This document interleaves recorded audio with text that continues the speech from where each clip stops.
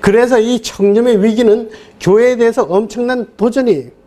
자, 청렴이라고 얘기를 할 때, 여러분, 청렴이라고 얘기할 때에 청렴의 이제 개념으로 우리가 공부를 하겠습니다.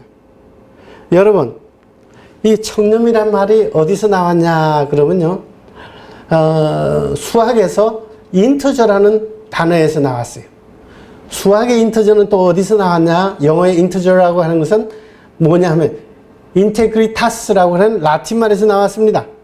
라틴 말의 인테그리타스라고 하면 그것은 어디서 나온 말이냐 하면 원래 수학에서 인터저라는 말이 나왔어요. 여러분 수학할 때 인터저라는 말 들어봤습니까? 그럼 한국말에 정수라는 말은 들어봤어요? 네. 정수는 실제로 어떤 그 숫자를 정수라 그래요? 완전수다 그럴 수 있나요? 아니면 그걸 갖다가 구체적으로 어떤 수를 정수라 그래요? 어떤 수예요? 1, 2, 3, 4예요. 그럼 정수의 반대는 뭐예요? 분수예요. 그러면 분수는 어떤 거예요? 2분의 1, 3분의 1, 4분의 1이에요. 정수는 하나가 돼서 흠이 없이 완전한 숫자다 이거예요. 거기에서 출발이 된 거예요. 그러면 거기에 흠이 없는 마음. 그런데 흠이 있다고 하면 뭐라 그랬어요? 정수의 반대는 뭐라고요? 분수라 그랬어요? 0.2, 3분의 1, 4분의 1, 0.6 이렇게 해서 갈라지고 째주고 하게 되면 이걸 뭐예요? 두 마음을 품었다. 야고보서에서 그렇게 가르쳐주고 있습니다. 그렇지 않고 아브라함과 같은 믿음, 하나님께서 너의 일가 친척을 다 떠나서 내가 가라는 곳으로 가라 그럴 때 거기에 일체 이유나 뭘 갖다가 따지지 아니하고 믿음으로 순종하고 떠났습니다. 그랬더니 어떻게 축복을 주셨어요? 그게 가나안 땅과 그 다음에 모든 민족의 조상이 되는 그런 축복을 주셨어요. 오늘날 우리의 교회가, 특별히 한국 교회가 지금 교파가 장로교면 해도 무슨 장로교, 대한예수교 장로교, 그리고 뒤에다가 가로에다가 뭐 통합이다, 뭐 또 합동이다, 뭐다 하는 것, 이렇게 갈라진 것만 해도 100몇십 군데가 된다 그래요. 뭐 그 위에 뭐 감리교, 침례교, 이런 교단이 엄청나게 많습니다. 청렴이라는 것은 우리가 그리스도 안에서 하나가 되는 거예요. 그렇기 때문에 이런 성경적인 거룩함, 흠이 없음, 청렴, 그런 의미에서 아까 제가 여러분에게 눈여겨보라 그랬어요. 뭘 보라 그랬어요?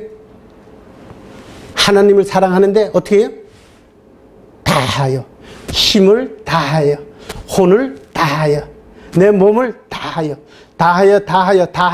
다하여는 건 뭐예요? 바로 여기에서 나오는 인터저와 같이 일편단심으로 다 하는 거예요. 그게 0.1, 3분의 1, 0.5, 5분의 1 이걸 조금 안 하게 되면 여기에 문제가 생기는 거예요. 그런 거로 다하여라고 하는 것은 성경적으로 신학적으로 엄청난 의미를 가지고 있습니다. 자, 이제 거기에 품성의 윤리와 성화에 대해서 이제 교리적으로 말씀을 드리겠습니다. 아주 쉽게 그냥 품성이라는 교리적으로는 성화에 속합니다. 여러분, 우리가 이 땅에서 할 수 있는 최고의 훈련이 뭔지 아시죠? 성화예요.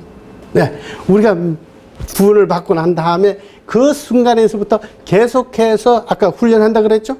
선과 악을 구별하면서 하나님의 뜻이 무엇인지 뜻에 따라서 점점 우리는 훈련을 받는다 그랬어요. 경건에 이르기를 우리는 힘쓰라 그랬습니다. 그래서 하게 되면 나중에 이 땅에서 올라갈 수 있는 최고의 과정은 뭐예요? 교리적으로 성화합니다. 성화가 끝나고 우리가 하늘나라 가게 되면 그걸 뭐라 그래요? 영화라 그러거든요. 그래서 이 품성은 최고급 과정입니다. 최고로 품격이 있는 과정이에요. 여러분, 칼빈 선생이 뭐라 그랬는지 아세요? 성화가 없는 칭의는 있을 수 없다 그랬어요. 웨슬리 선생도 그랬습니다. 칭의라는 것은 하나님의 은혜로 우리가 구원을 받고 그 다음에 우리 안에서 성령님에 의해서 우리가 열매 맺는 것이 성화라. 그런 의미에서 여기에 칭이라는 것 갖다가 이렇게 설명을 해놨네요. 한번 우리 읽을까요? 여기서부터 칭이란 시작. 하나님과 관계 회복을 위해 우리의 겉사람을 변화시키는 것이고, 성화는 뭐예요? 시작. 우리의 속사람을 변화시켜서 성도로 성숙시키는 것이다. 이제 우리는 그 다음에 품성의 다양한 어떤 철학적인 정의를 좀 공부를 해야 됩니다. 뭐 기본적으로 이 정도는 알고 있어야지 여러분이 품성을 갖다가 어떻게 가르칠 것인지, 여러분 지도자들이기 때문에 오늘날 세상에 나가게 되면 사람들은 길 지나가는 사람에게도 물어보세요. 뭐 품성이다, 성품이다, 인성이다, 인격이다, 성격이 좋아야지, 모두가 다 말은 합니다. 그런데 여러분 한번 물어보세요. 인성이 뭐예요? 인격이 뭐예요? 품성이 뭐예요? 개성이 뭐예요? 거의 다 구분이 없습니다. 그리고 사실은 실제로 이것을 정확하게 정의해 놓은 책도 별로 없어요. 제 나름대로 제가 지난 10년 이상 하면서 정의를 한번 해봤어요. 성격이라고 하는 것은 우리가 부모나 조상으로부터 타고난 거, 물려받은 거, 그거는 한 30%밖에 되질 않아요. 우리가 그러한 부모로부터 물려받은 우리 성격을 그걸 고치려고 하는 건 아니에요. 그러면 나머지는 뭐냐? 나머지 70%가 우리 안에 있단 말이에요. 나머지 70%는 뭐냐? 미덕이다, 덕성이다, 덕목이다, 이런 거예요. 이것은 윤리적인 도덕적인 노력의 행위를 얻는 거예요. 그 다음에 인격은 뭐예요? 쉽게 말해서 인격은 이런 덕성이나 미덕보다는 더 넓은 의미에서 사용하고 있는데, 이 인격은 더 쉽게 뭐라고 얘기할 수 있는지 아세요? 사람 됨됨이다. 근데 여러분 길 지나가다가 얘를 얘기해 보세요.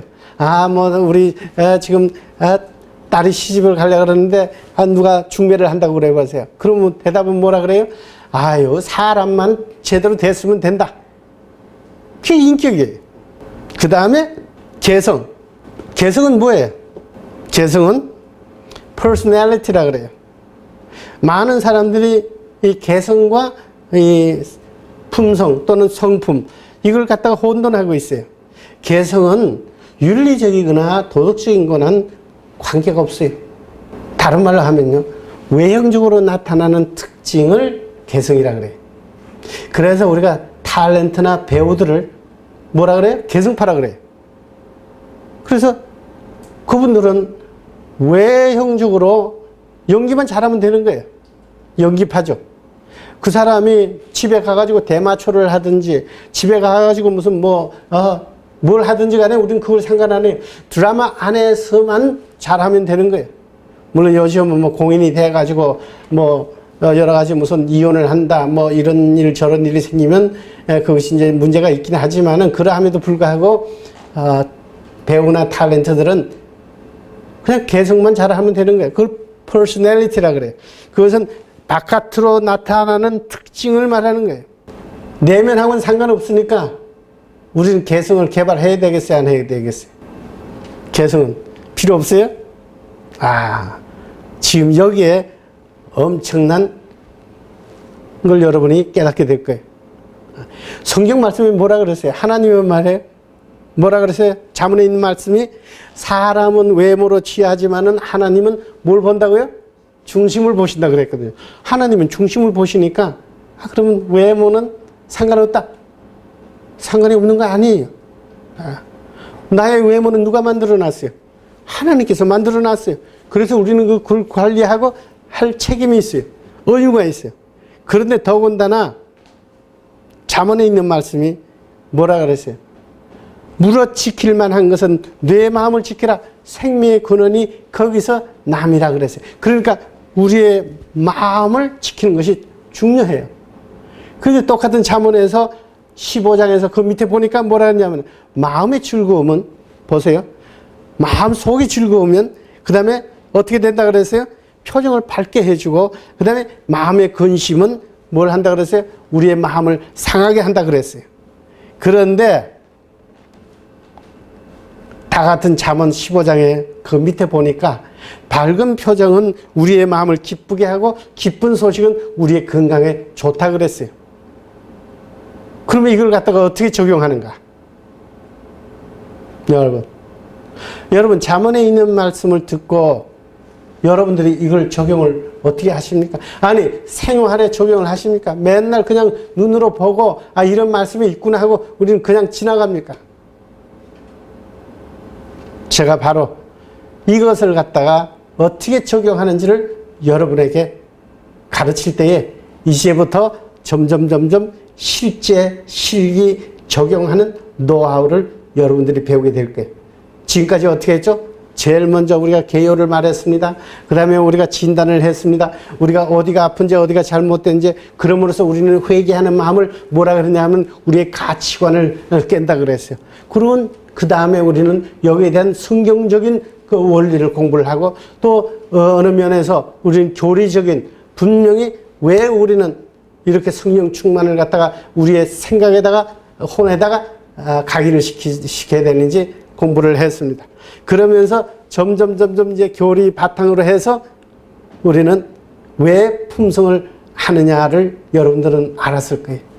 실제 적용을 바로 지금서부터 곧 하게 될 거예요. 우리가 성격과 또는 덕성, 인격, 그 다음에 개성, 이런 공부를 이제 했습니다. 나중에 이제 품성에 대해서 더 자세하게 또 공부를 하지만은 품성이냐 성품이냐 뭐 그게 같이 사용합니다. 우리의 성격이나 덕성이나 인격이나 이런 모든 것을 그냥 종합해서 내 힘이나 내 지식이나 내 노력과 의지로 되는 것이 아니라 하나님의 말씀과 성령님의 도우심으로 내가 성화가 될 수 있도록 우리의 혼에다가 접목시켜서 말과 행동과 태도에 있어서 우리가 경건한 하나님의 사람, 거룩한 백성이 되도록 하는 과정인데 일반적으로 사람들은 성품이라고 많이 얘기를 하기 때문에 제가 캐릭터라는 원어에서 그냥 품성이라는 말도 사전에 다 있는 거지만은 성품은 성질, 성격에 조금 강조하는 기분이 있고 그 다음에 품성은 품격, 품위에 좀 더 강조를 하기 때문에 품성이라고 쓰고 저한테서 배운 사람은 전부 다 품성이다. 왜냐하면 여기에 나름대로의 철학이 있고 뭐 성품이라고 말하는 사람이 틀렸다는 것이 아니라 제 나름대로의 어떤 철학과 개념과 그런 게 있고 보세요. 또 우리는 아까 영성 그러죠. 그 다음에 덕성 그러죠. 인성 그런가 마찬가지로 돌림자로 해서 품성 그렇게 해서 제가 좀 신경을 쓰면서 해 나왔어요.